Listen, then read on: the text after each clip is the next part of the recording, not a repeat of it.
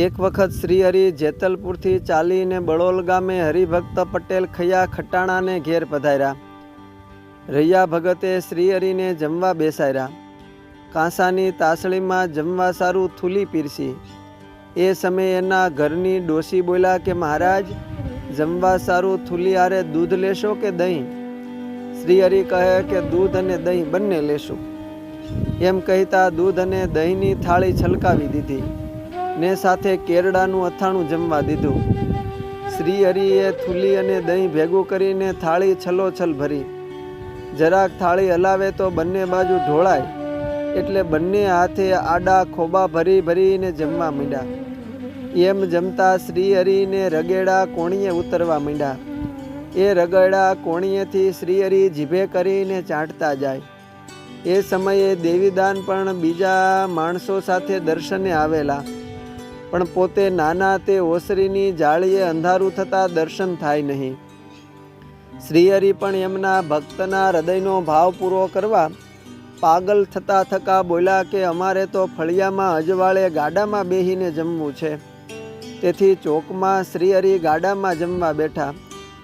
ગામજનો તો સર્વે શ્રીહરિને કોણીએથી રગેડા ચાટતા જોઈને ભરમાયા ને વાતો કરવા લાગ્યા કે આ તો ગાંડો બાવો છે, આને તો ખાતાય આવડતું નથી. આમ વાતો કરતા કરતા વિખાઈ ગયા, પરંતુ દેવીદાન તો એ દર્શનથી ગમ ખાઈ ગયા.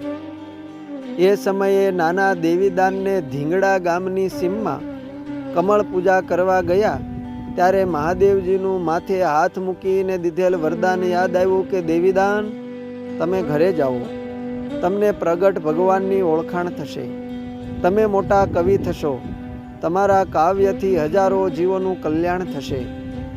નાના દેવીદાન એ વખતે બોલ્યા કે મહાદેવજી, હું એ પુરુષોત્તમ નારાયણને ઓળખું કેવી રીતે? ત્યારે મહાદેવજીએ કીધેલ કે જેની જીભ કોણીએ અડી જાય એ બસ. આજે પટેલ રૈયા ખટાણાના ફળિયામાં આ દિવ્ય દર્શન થતાં દેવીદાનને પરિપૂર્ણ નિશ્ચય થઈ ગયો.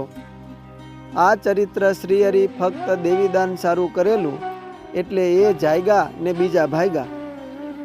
પોતે શ્રીહરિ સાથે ગઢપુર આવ્યા અને શ્રીહરિ પાસે દીક્ષા લઈને અભેદાનંદ એવું નામ રાખીને સાધુ કર્યા ને બ્રહ્માનંદ સ્વામીને સોંપ્યા. આ દેવીદાન તે આપણા દેવાનંદ સ્વામી, જેમના પિતાનું નામ જીજીભાઈ અને માતાનું નામ બોનજીબા. તેમને 2 બહેનો હતા. તેમાંના એક એ મધુબા કે જેઓને રંગપુર ગામે પરણાવેલા. આ બેન મધુબા પોતાની રંગપુર ગામની 10 વીઘા જમીન મૂળી મંદિરમાં દેવ સારું થાળ કરવા ખેતી કરવા દીધેલી, અને નાના બેન બાઈજીબા કે જેમને જામડી ગામે પરણાવેલા ને જેઓએ પણ પોતાની 10 વીઘા જમીન મૂળી મંદિરમાં દેવને કૃષ્ણાર્પણ કરી. સાધુ અભેદાનંદ નામ કાવ્યના નામાચરણમાં બંધ બેસતું ન હોવાથી શ્રીહરિએ એમનું નામ દેવાનંદ સ્વામી રાખેલું. ગુરુ બ્રહ્માનંદ સ્વામી પાસે ભણીને મહાન કવિ થયા. બ્રહ્માનંદ સ્વામી સંવત 1888ના જેઠ સુધી દસમના દિવસે અક્ષરધામ સિધાવ્યા. ત્યારે આચાર્ય શ્રી અયોધ્યા પ્રસાદજી મહારાજે દેવાનંદ સ્વામીને મૂળી મંદિરના મહંત બનાવ્યા. સ્વામીએ શિખરોનું કામ, ઘુમટ, પ્રદક્ષિણા વગેરેનું અધૂરું કામ પૂરું કરાવ્યું અને 22 વર્ષ સુધી મંદિરમાં પ્રભુની સેવા કરી. દેવાનંદ સ્વામી શ્રીહરિના અષ્ટ કવિ સંતોમાં એક હતા. કવિઓમાં સૂર્ય સરિખા બ્રહ્માનંદ સ્વામી, દેવાનંદ સ્વામી ને પૂર્ણાનંદ સ્વામી એ 3 દેવી પુત્રો. સદગુરુ મુક્તાનંદ સ્વામી, વૈરાગ્ય મૂર્તિ નિષ્કુળાનંદ સ્વામી, પ્રેમ સખી પ્રેમાનંદ સ્વામી, ભૂમાનંદ સ્વામી અને દયાનંદ સ્વામી આ અષ્ટ નંદ સંતો હતા કે જે કાવ્યો રચીને શ્રીહરિને પ્રસન્ન કરતા. સદગુરુ દેવાનંદ સ્વામી મોસાળ મૂળીમાં રત્નુ શાખામાં હતું. મામા મારુચારણ બળોલ રહેતા. એમનો જન્મ સંવત 1859ના કાર્તિક સુધી પૂનમના દિવસે બળોલ ગામે થયેલ અને અક્ષરવાસ સંવત 1910ના શ્રાવણવદ દસમના દિવસે મૂળી મંદિરમાંથી અક્ષરધામમાં સિધાવ્યા. અસ્તુ. જય સ્વામિનારાયણ.